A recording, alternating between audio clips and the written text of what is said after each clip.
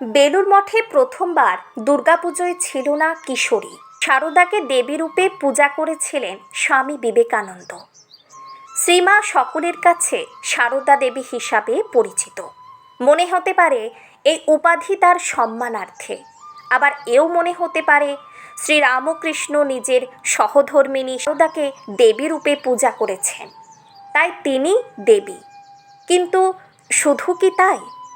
শ্রীমায়ের জন্মকাহিনী শুনলে কিংবা তার জীবনের নানা অধ্যায়ের দিকে তাকালে এইটুকু কম মনে হতেই পারে। শোনা যায়, শারদা দেবী জন্মের আগে তার মা স্বপ্নে দেবী জগদ্ধাত্রীকে দেখেছিলেন। দেবী স্বয়ং এসে তাকে বলেছেন কন্যারূপে তিনি চট্টোপাধ্যায় পরিবারে জন্ম নিতে চলেছেন। এমন উদাহরণ একটা নয়। দুর্ধর্ষ ডাকাত তার মধ্যে খুঁজে পেলেন মা কালীকে। স্বামী পুজো করলেন ষোড়শী রূপে। সব মিলিয়ে তার নামে দেবী স্রেফ সম্মানার্থে বা উপাধি হিসেবে বসেছে এমনটা বোধহয় বলা যায় না।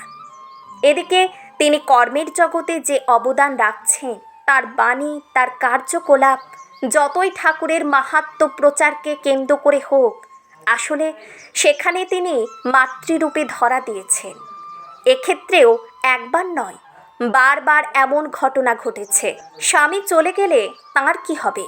কথা না ভেবে শারদা দেবী ভাবতে বসলেন ভক্তকুলের কি হবে। কেউ যেন কষ্ট না পায়, সেই ভাবনায় তার প্রাণ কাঁপত শেষ দিন অবধি।